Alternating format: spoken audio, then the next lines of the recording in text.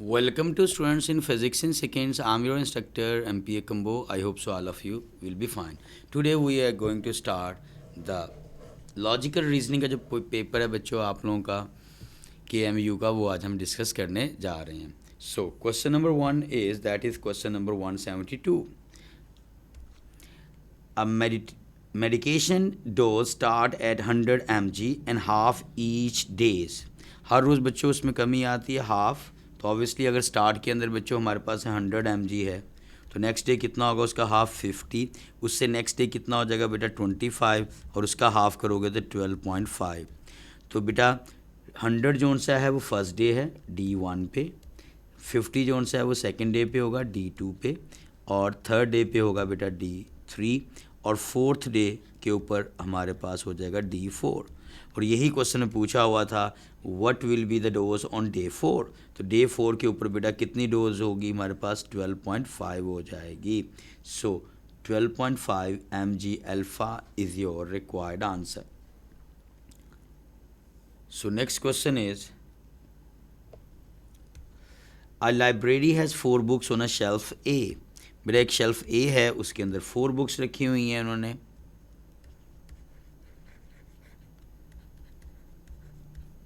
इसमें जो बुक्स हैं these are 4s and 8 books on shelf B. बेटा शेल्फ बी के ऊपर हमारे पास है शेल्फ बी में 8 बुक्स हैं. Question is, some books are removed from the shelf B such that the both shelf have no exactly the same number of books. तो बेटा obviously अगर 8 हमारे पास हैं उसमें इतनी बुक्स माइनस की जाएं, रिमूव की जाएं कि बुक शेल्फ ए में जितनी बुक्स है 4 वो बन जाए. तो बेटा आप 8 में से क्या करोगे -4 करोगे. तो इट मीन्स ये जो -4 आप कर रहे हो ये रिमूव कर रहे हो बुक्स. तो ऑब्वियसली रिमूव बुक्स कितनी होंगी 4. सो बच्चों 4 is your Charlie option. So next question is that is about ranking. ये भी क्वेश्चन मैंने डिस्कस किया हुआ है ऑलरेडी आपके साथ. Ahmad rank 10th in the class of 46 students. तो रैंकिंग का क्वेश्चन है बच्चों. जो अहमद है उसकी क्लास में जो रैंकिंग है वो 10th है हमारे पास. इनके रैंक 1 से लेकर रैंक 10 और टोटल स्टूडेंट्स क्लास में है 46. Next is there are only 7 students below Bilal rank wise. इनके रैंक वाइज अगर देखें हम लोग तो बिलाल जो सा है उससे नीचे जो से हैं वो जस्ट कितने स्टूडेंट्स हैं 7 स्टूडेंट्स हैं हमारे पास बिलाल के पास उससे नीचे. तो ये तो हो गया अहमद की रैंकिंग 10. तो बिलाल जो सा है उससे डाउन जो से हैं वो बेटा हमारे पास बिलाल से B for Bilal and A for Ahmad, और बिलाल से नीचे कितने बच्चों 7. तो 7% अगर नीचे हैं तो बेटा 46 तो टोटल हैं. इससे अपवर्ड 7 ले लो तो बेटा कितने वैल्यूज़ हो जाएंगी हमारे पास. तो बिलाल की जो रैंकिंग होगी दैट विल बी 39. बिलाल की रैंकिंग कितनी होगी बच्चों 39 होगी क्योंकि 39 से आएगा 39 के बाद 40, 41, 42, 43, 44, 45 एंड 46. तो बेटा बिलाल के बाद कितने लोग हो गए दीज आर 7.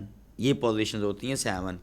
अब आपसे क्वेश्चन ये है students how many students are there between Ahmad and Bilal. बेटा इनके बिटवीन पूछा हुआ है यानी कि 10 के बाद 11 और ये 38. तो इट मीन्स 11 से लेकर 12, 13 से लेकर कहाँ तक 38 तक इसको काउंट करना था आप लोगों ने 11, 12, 38. तो आप देख सकते हो बच्चों 39 में से माइनस कर दोगे आप किसको 10 को. ठीक है तो आपके पास कितना आंसर हो जाएगा बच्चों that will be 38 minus 39 sorry उसमें से माइनस कर दोगे आप लोग.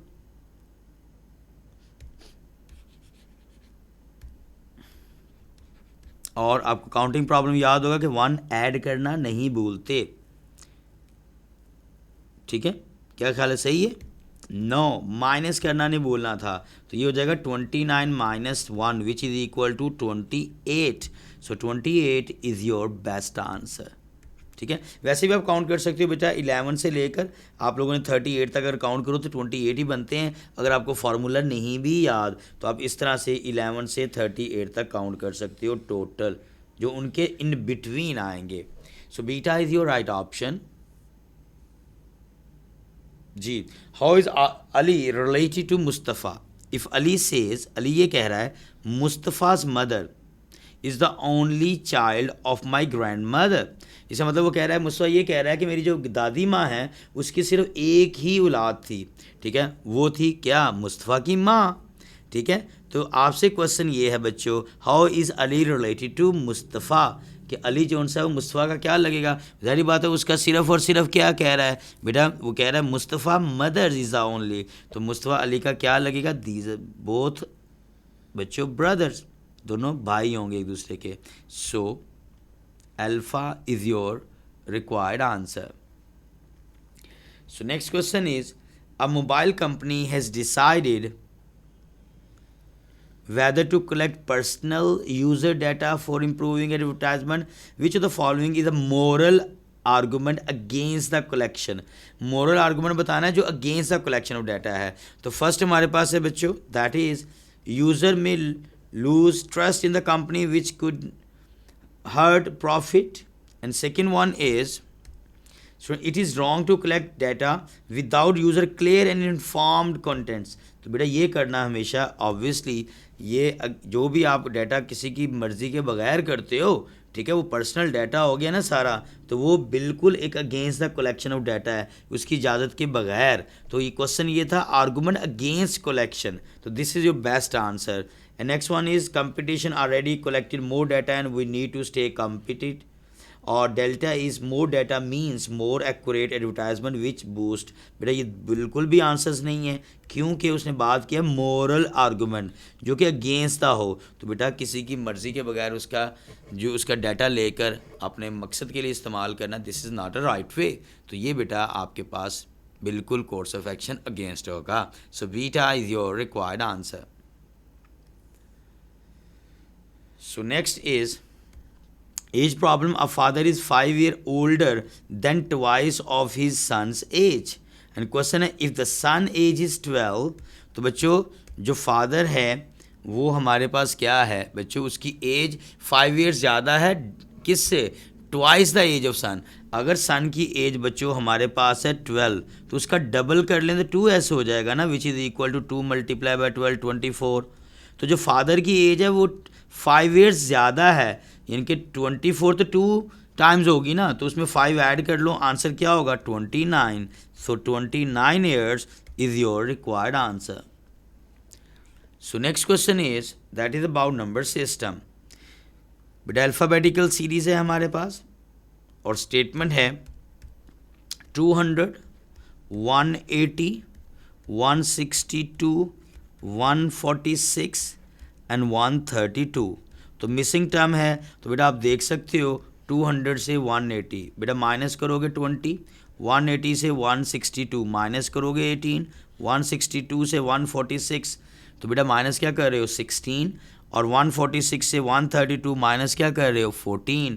इट मीन्स नेक्स्ट जो टर्म होगी वो होगी आप 132 में से माइनस करोगे 12 unit. So 120 is your required answer. So 120 beta is your best answer. जी नेक्स्ट क्वेश्चन है 5 boxes of soap weight 75 kilos. Okay 5 boxes हैं,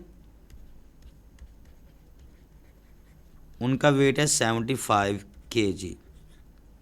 नेक्स्ट है each box when empty weights 3 kilograms.